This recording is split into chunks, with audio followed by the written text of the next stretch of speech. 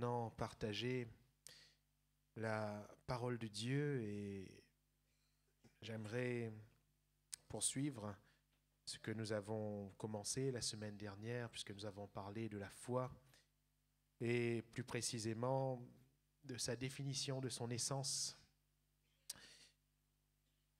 Aujourd'hui, nous allons voir un autre volet concernant la foi et j'aimerais lire avec vous dans l'épître de Jude. L'épître de Jude, il n'y a qu'un seul chapitre.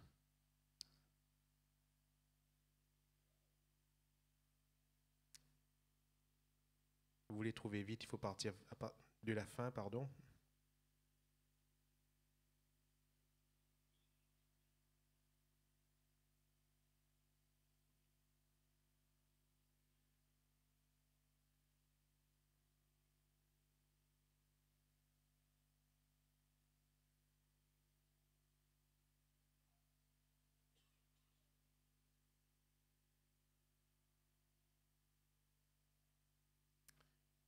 Jude, vous avez trouvé?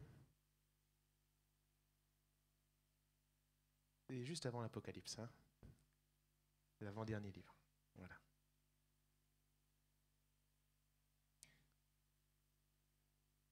Verset 3.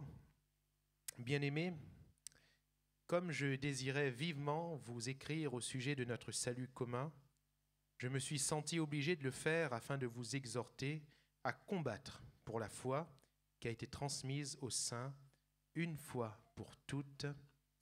Amen. Gloire à Dieu.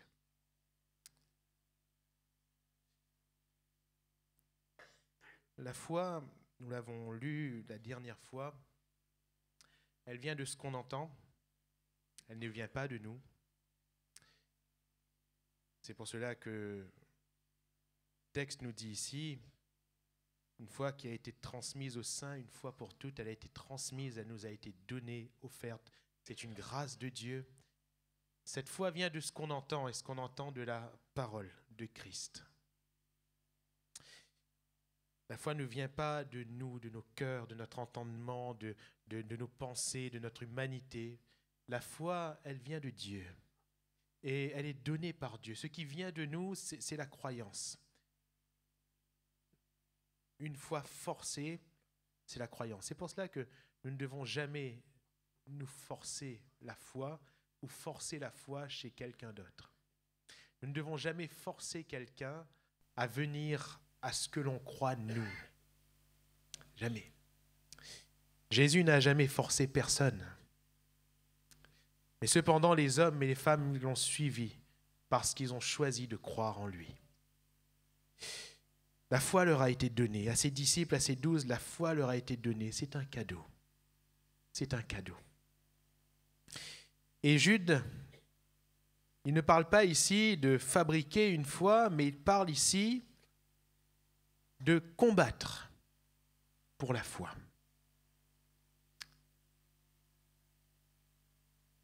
On ne se force pas à croire.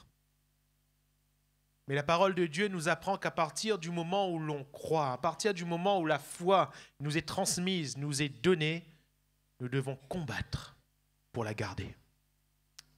Nous devons combattre pour la garder. Le terme utilisé ici par Jude n'est pas un vain mot. Il ne s'agit pas de faire quelques efforts seulement. Il s'agit de combattre. Parce que la foi, dans son essence, elle rencontre des oppositions. La foi véritable rencontrera toujours de l'opposition. Toujours. Toujours. Il ne s'agit pas d'attendre que les choses se passent. Il ne s'agit pas de laisser la foi vivre. Non, il s'agit de combattre pour la foi que nous avons reçue. Quand Paul va déclarer à la fin de sa vie, j'ai achevé la course, juste avant, il dit quand même, j'ai combattu le bon combat. J'ai combattu. Il n'a pas dit, j'ai laissé faire ou j'ai laissé Dieu agir. Non, non, il y a des temps où il faut laisser Dieu agir. Il y a des temps où nous devons combattre. Combattre. Pas des mauvais combats. J'ai combattu le bon combat. Car le combat de la foi est un bon combat. Ça me fait penser à Abraham, qui par obéissance à Dieu va offrir son offrande une fois qu'il était arrivé dans le pays de Canaan. Il va offrir ce que Dieu lui avait prescrit d'offrir en termes d'animaux. Et quand il va faire son offrande à Dieu, bien sûr, c'était l'offrande de l'ancienne alliance, ces animaux sacrifiés étaient prophétiques du Christ et de la nouvelle alliance. Aujourd'hui, nous n'avons plus besoin d'offrir des animaux. Christ s'est offert une fois pour toutes. Mais Abraham, lorsqu'il a offert ces animaux coupés en deux, comme le Seigneur lui avait demandé, c'était là sur l'autel, le jour s'était couché et il était un peu fatigué, le sommeil était là, tout était là, mais il y avait aussi les oiseaux de proie. Vous savez, les oiseaux de proie, qui voulaient prendre, qui voulaient venir là sur l'autel et prendre, se saisir de ce qui était pour le Seigneur. Abraham a dû protéger son offrande. Abraham a dû combattre ces oiseaux de proie. Il a dû les chasser. Il ne devait pas dormir. Il ne devait pas laisser ces oiseaux de proie prendre ce qui était pour le Seigneur. Et mon frère, ma sœur, notre foi, elle est en Dieu. Notre foi, elle est pour Dieu. Et nous ne devons laisser personne toucher à ce qui est pour Dieu. Alléluia. Et lorsque la nuit était tombée, quand Abraham avait défendu son offrande, le Seigneur a honoré. Le Seigneur aurait pu honorer avant, pas vrai? Mais regardez bien, il a laissé Abraham combattre d'abord. Il a laissé Abraham protéger d'abord. Et quand il a vu à quel point Abraham tenait à ce que Dieu lui avait donné, à ce que Dieu lui avait demandé, alors il va honorer l'offrande d'Abraham. Le Seigneur, il ne nous montre pas directement qu'il approuve, qu'il récompense, qu'il honore. Non, parfois, il veut nous voir combattre. Pour montrer, non pas qu'il se plaît à nous voir souffrir, mais il aime à nous voir montrer, démontrer à quel point on tient à lui. Car notre foi est en lui. Alléluia. Ésaïe, ses yeux étaient sur lui. Notre foi est en lui. Pas dans un homme, pas dans une circonstance, pas dans une richesse, pas dans un acquis, mais notre foi est en lui. Comme je désirais vivement vous écrire. Jude voulait écrire tranquillement, posément, sur le salut. Mais il y avait une urgence. Je me suis senti obligé de le faire pour vous exhorter à combattre pour la foi. Il y avait une urgence. C'était quoi l'urgence? Les croyants, les chrétiens, ceux qui avaient commencé à croire, ils étaient certainement, à cause de la dureté des épreuves, tentés d'abandonner la foi. Nous sommes dans un contexte non seulement de persécution, mais le sujet sur lequel Jude écrit ici, vous pourrez relire la lettre chez vous, c'est aussi un contexte de fausse doctrine, de séduction, de moyens qui sont mis en œuvre pour que les croyants abandonnent la foi. L'auteur de l'épître aux Hébreux, lui, il parle des persécutions.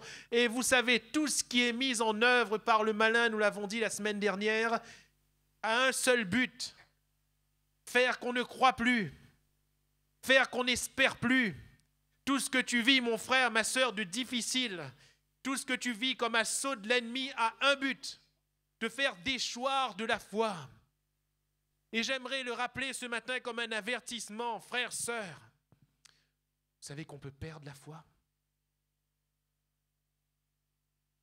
Vous savez qu'on peut perdre la foi? Paul, il parle à Timothée de ceux qui ont fait naufrage par rapport à la foi. Ce n'est pas par rapport à autre chose. Le naufrage, il est par rapport à la foi. Tout autre naufrage peut être rattrapé.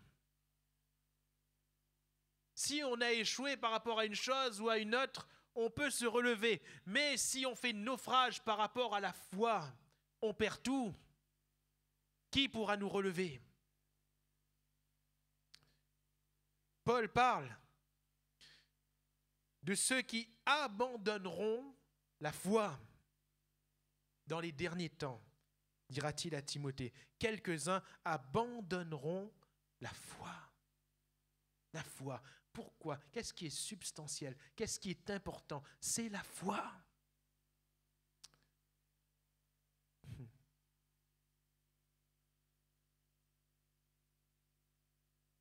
Il va parler de ceux qui renient la foi. Il va parler de ceux qui se sont égarés loin de la foi.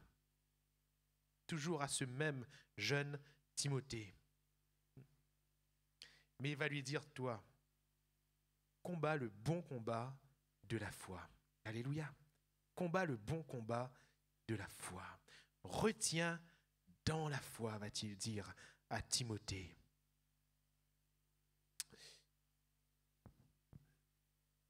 Je me suis senti obligé de le faire afin de vous exhorter à combattre pour la foi. Comment combattre pour la foi? J'aimerais vous amener un peu plus bas dans ce texte, verset 20.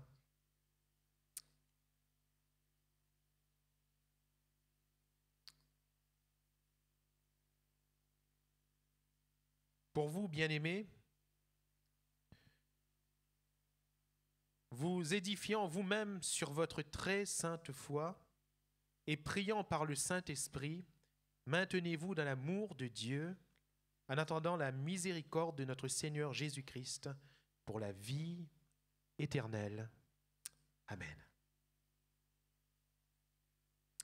C'est quoi le bon combat de la foi? Le bon combat de la foi nous amène à garder la foi jusqu'au bout. Ce trésor que nous avons reçu, nous devons le garder jusqu'au bout, coûte que coûte. Car le plus important, frères, sœurs, ce n'est pas ici-bas. Le plus important, c'est l'éternité. Le plus important, c'est le moment où nous allons comparaître devant Dieu. Je disais à mon épouse dans la voiture ce matin, ça fait une 40aine d'années qu'on est sur la terre, elle et moi. On se souvient des moments difficiles, on se souvient des bons moments, mais finalement, ça représente quoi? Toute votre vie passée, elle représente quoi finalement? Pas grand-chose.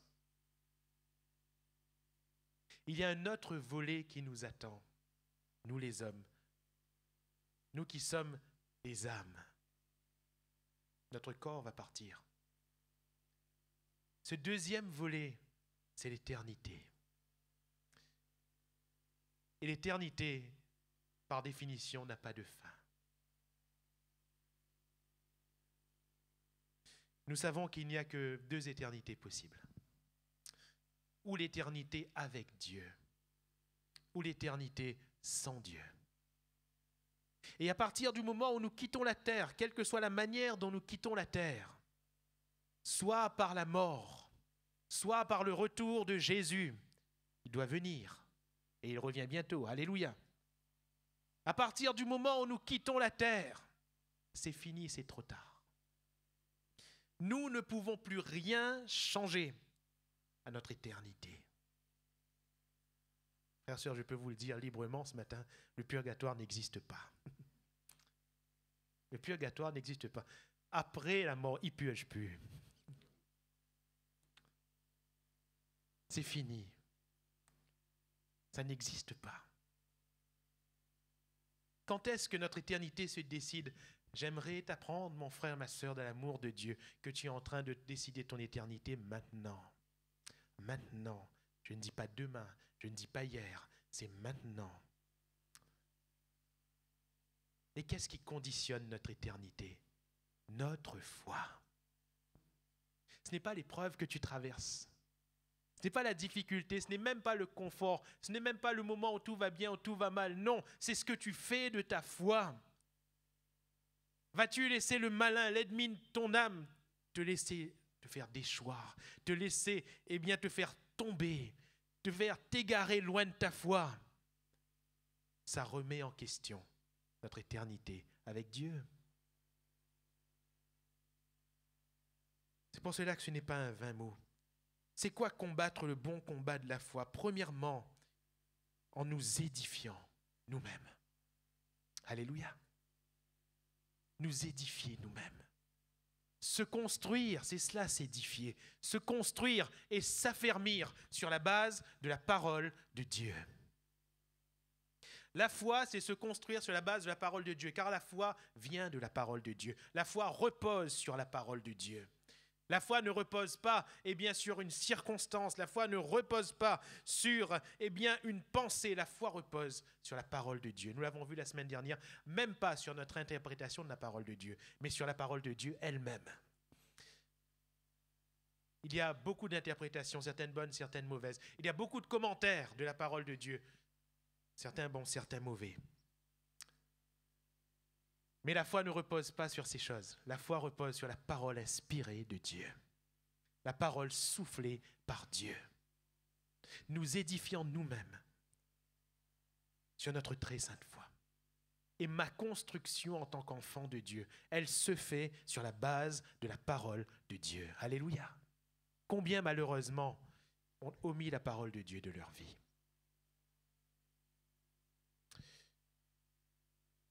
Tu écoutes des prédications sur Internet, c'est bien.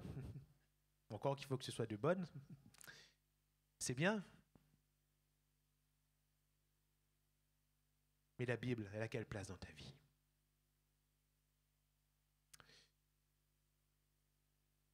Tu lis des études, c'est bien.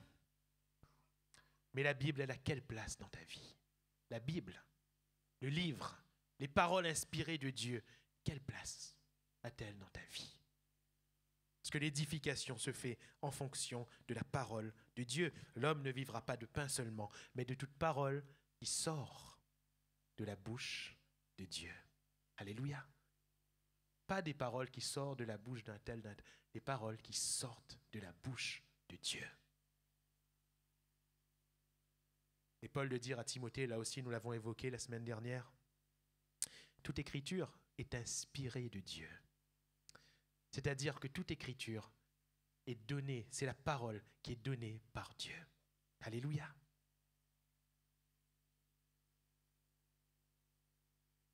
Je ne me souviens plus si c'est ici ou à Saint-André. Je disais, à une équipe de diacres, si au moment de prêcher, nous n'avons pas une parole inspirée, nous n'avons pas une prédication inspirée, nous ne savons pas trop quoi dire, si on veut être sûr de ne pas se tromper, lisons un passage de la Bible, c'est tout. Car la Bible, elle est inspirée. Alléluia. Là, on est sûr de ne pas être à côté. Hein. Si on lit un passage de la Bible et on prie après, on est sûr qu'on a lu la parole de Dieu. Hein. Voilà. Pourquoi? Parce que vous vous rendez compte, c'est inspiré de Dieu, c'est soufflé par Dieu. À partir du moment où je me plonge dans la Bible, où je lis la Bible, je suis sûr d'être devant la parole de Dieu. Alléluia. Et c'est merveilleux, tous on peut lire la Bible. Aussi, on ne sait pas lire, on peut se faire lire la Bible, mais on a tous accès à la parole inspirée de Dieu. Et cette parole nous construit. Alléluia. Elle nous fait grandir, elle nous fait croître, elle nous donne une assise dans la foi. Deuxièmement, priant par le Saint-Esprit. Combattre le bon combat, c'est prier par le Saint-Esprit. Prier, premièrement, et nous devons prier.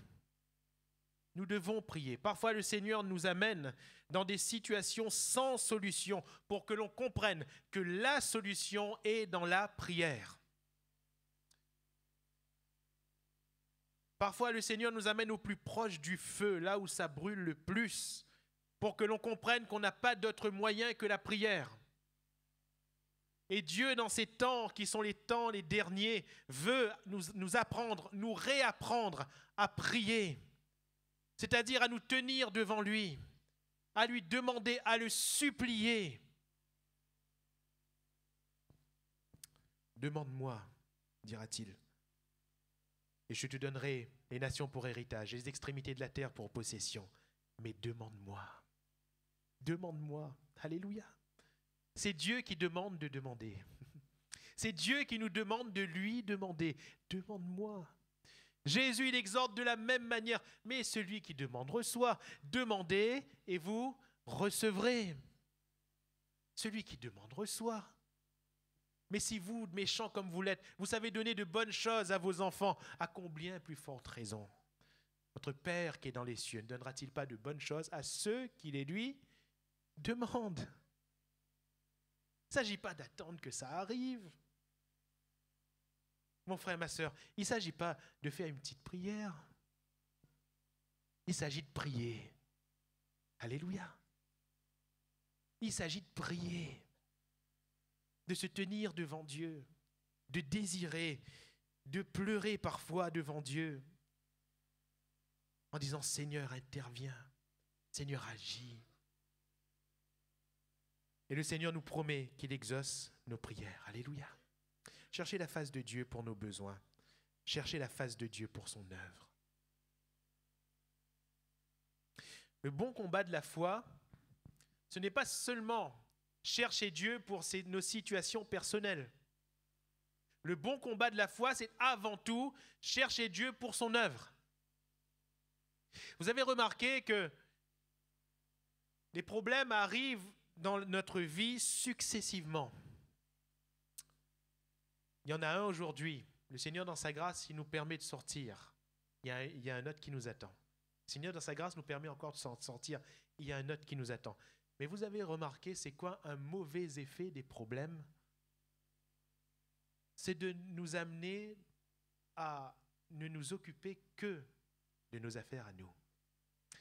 À ne prier Dieu que pour nos besoins à nous. Alors qu'il y a l'œuvre de Dieu. Il y a l'œuvre de Dieu. Je n'oserais pas le faire ce matin. Croyez-moi, ce n'est absolument pas un jugement, mais une réflexion que j'aimerais laisser sur votre cœur d'une manière personnelle. Combien de croyants supplient encore le Seigneur pour son œuvre? Combien de chrétiens pleurent encore devant Dieu pour que l'Église avance?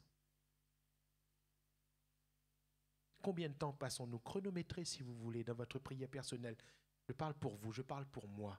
Chronométrez, prenez un chronomètre, mettez en marche et regardez combien de temps vous passez dans la prière pour l'Église, pour son œuvre. Je répète, ce n'est pas un jugement. Tout est fait pour, non seulement la mentalité de ce siècle, qui est une mentalité d'individualiste. Société qui nous amène à rechercher le confort.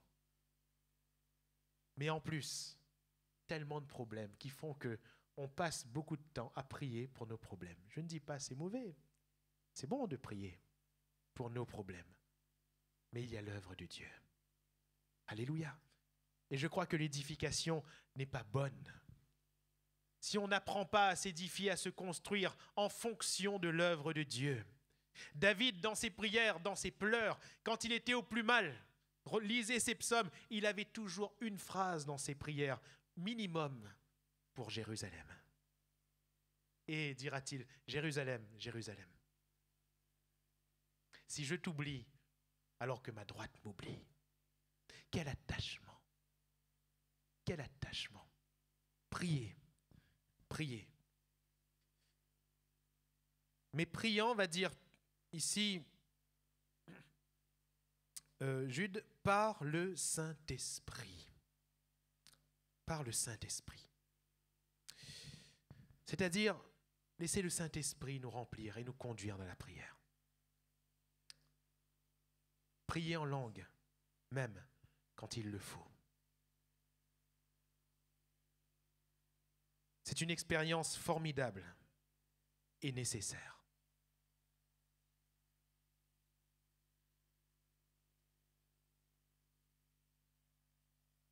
Paul va dire que nous ne savons pas ce qu'il convient de demander à Dieu.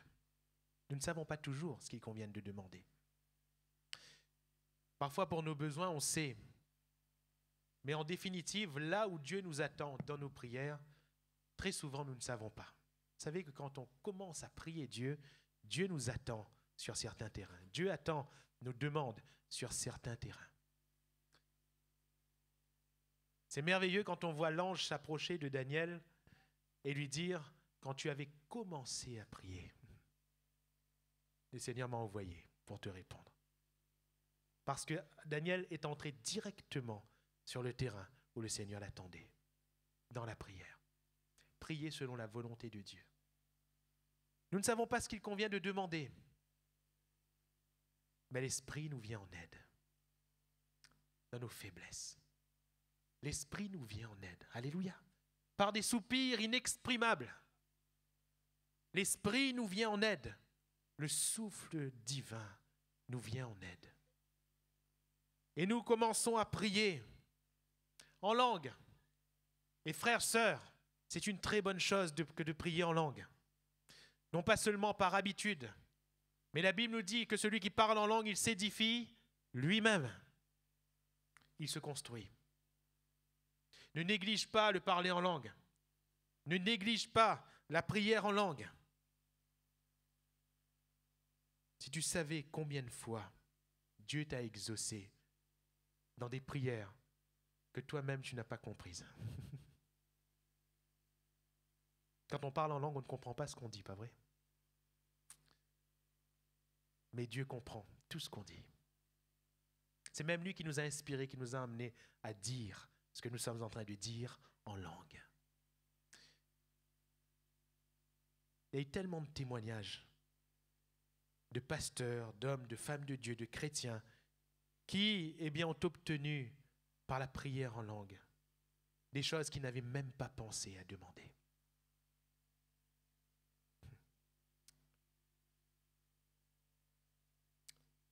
Une fois, quelqu'un, je crois que c'était un pasteur, il priait Dieu en demandant à Dieu quelque chose.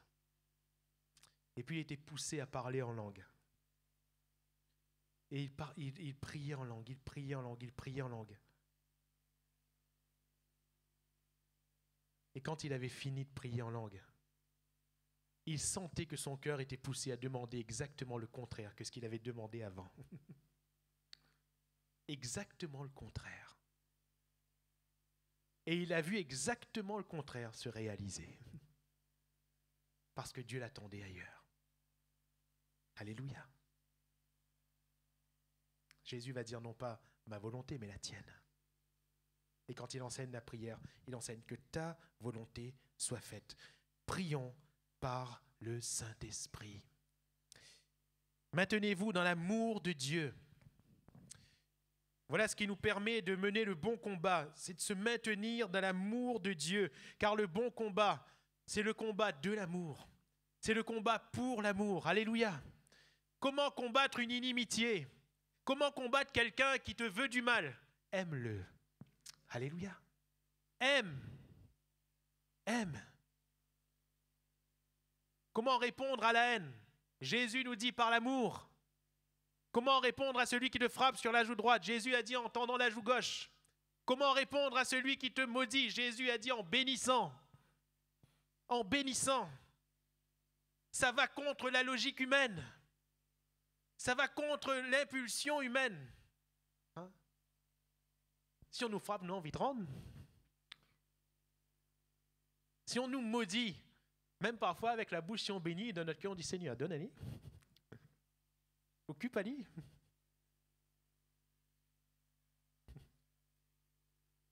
Mais comme des fois on peut être. Sur le coup de vent, on dit rien, parfois même on sort un sourire, et on arrive même à dire que le Seigneur te bénisse. Après derrière, dans un coin du cœur, hein, on va goûter.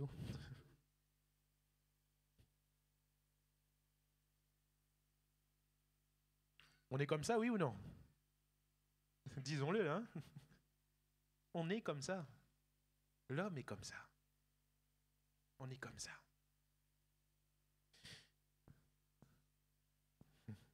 On a besoin de se maintenir dans l'amour de Dieu. Dans l'amour de Dieu. Et l'amour de Dieu nous fera bénir même celui qui nous maudit. Et on veut arriver à là. Alléluia. L'amour de Dieu nous fera ne pas répondre par les coups, celui qui nous frappe. L'amour de Dieu nous fera bénir, nous fera aimer, aimer, aimer encore. Comment se maintenir dans l'amour de Dieu? Et je vais vous donner le secret. Se maintenir dans l'amour de Dieu, c'est continuer à aimer Dieu et à aimer Dieu davantage. Plus j'aime Dieu, plus l'amour de Dieu remplit mon cœur. Aimer Dieu plus que tout, c'est le premier commandement. Tu aimeras le Seigneur ton Dieu de tout ton cœur, de toute ton âme, de toute ta pensée, de toute ta force. Tu aimeras le Seigneur ton Dieu de tout. Alléluia. Premier commandement. C'est comme si que Dieu voulait dire à Israël, vous savez, le premier effort que vous devez faire, la première chose sur laquelle vous devez veiller, aimez-moi. Aimez-moi. Car à partir du moment où on aime Dieu, il est facile d'aimer son prochain. Il est facile de faire l'œuvre de Dieu, d'accomplir la volonté de Dieu. Frères, sœurs, il est facile de tenir pour celui qu'on aime. Alléluia. Il est facile de tenir pour celui qu'on aime. En attendant, la miséricorde de notre Seigneur Jésus-Christ pour la vie éternelle. C'est quoi le bon combat de la foi? C'est le dernier point que nous voyons, c'est une attente. Nous vivons dans une attente. Pourquoi? Parce que nous, chrétiens, nous nous dirigeons vers un but. Ce but, c'est la vie éternelle. L'espérance. Qu'est-ce qui doit nous faire par-dessus tout tenir? Quelle doit être notre motivation, notre mobile? Nous venons de le dire, c'est le Seigneur parce qu'on l'aime et parce qu'aussi nous avons reçu la vie éternelle. C'est pour cela que des fois nous sommes surhumains, parce que la vie que nous avons n'est pas que la vie physique, c'est une vie surhumaine, la vie divine, la vie de Dieu. Et Paul va dire que cette vie est comme un trésor en nous. Nous portons un trésor dans des vases de terre, parce qu'humainement nous sommes misérables. Humainement parlant, on n'a rien au-dessus des autres. Des vases de terre, des vases d'argile, voilà ce que nous sommes. S'il n'y a pas la grâce de Dieu, nous ne valons rien de plus que les autres. Et quand on se regarde les uns les autres, nous sommes quelconques, pas vrai? Quelconques. Mais c'est ce que nous portons en nous qui fera toute la différence. Nous portons un trésor. Quel est ce trésor? La vie éternelle. Vie éternelle par la foi en Jésus-Christ. Et nous ne voulons laisser personne toucher à ce trésor. Nous ne voulons pas que le péché vienne salir, souiller ce trésor. Nous ne voulons pas que le diable nous amène à abandonner ce trésor. Il ne peut pas toucher à ce trésor. Il ne peut pas prendre lui-même. Il veut dérober, oui. Mais la vie, ce n'est pas lui qui dérobe. C'est nous qui l'abandonnons. C'est nous qui lâchons la main du Seigneur. Et jamais le contraire. Il y a donc cette attente. La miséricorde de Christ pour la vie éternelle, car cette miséricorde se manifestera pleinement quand Jésus apparaîtra sur les nuées du ciel. Et lorsque, en une fraction de seconde, il amènera à lui tous ceux qui auront cru. Les morts, premièrement, qui sont morts en Christ, ressusciteront, nous dit Paul aux Thessaloniciens. Et nous, les vivants, nous les rejoindrons. Et nous serons tous réunis sur les nuées du ciel avec Jésus-Christ, notre Sauveur. Alléluia. Et à partir de là, les pleurs seront finis. Nos larmes seront séchées. Les douleurs seront restées sur la terre. Tout ce qui a trait à la vanité de cette vie disparaîtra pour nous. Alléluia. Nous serons dans la gloire avec Jésus-Christ, notre Seigneur et notre Sauveur. Mon frère, ma sœur, c'est pour cela que nous vivons. C'est pour cela que nous vivons. Toute chose va disparaître. Tout. Tout. Pour cela que nous attachons à l'invisible, car l'invisible demeure. Le visible, ça va disparaître. Ça va disparaître. Merci au Seigneur pour la voiture, mais la voiture va disparaître. Merci au Seigneur pour la maison, mais la maison va disparaître. Merci Seigneur pour mon linge à marque. Mais le linge à marque va disparaître aussi. Tout va disparaître. Vous comprenez? Tout, tout, tout. Nous devons combattre pour ce qui reste, pour ce qui demeure. Alléluia.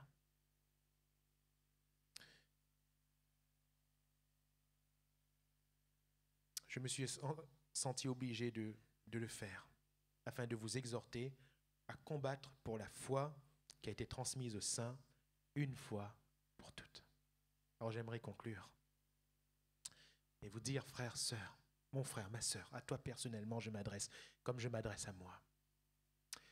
Qu'est-ce que tu traverses en ce moment? Qu'est-ce qui ne va pas? Qu'est-ce qui est dur? Vous savez, il y a des situations qui sont un peu enfantines. Et il y a des situations qui sont vraiment difficiles, qui pèsent vraiment. Des situations familiales dramatiques. Ça pèse, c'est dur.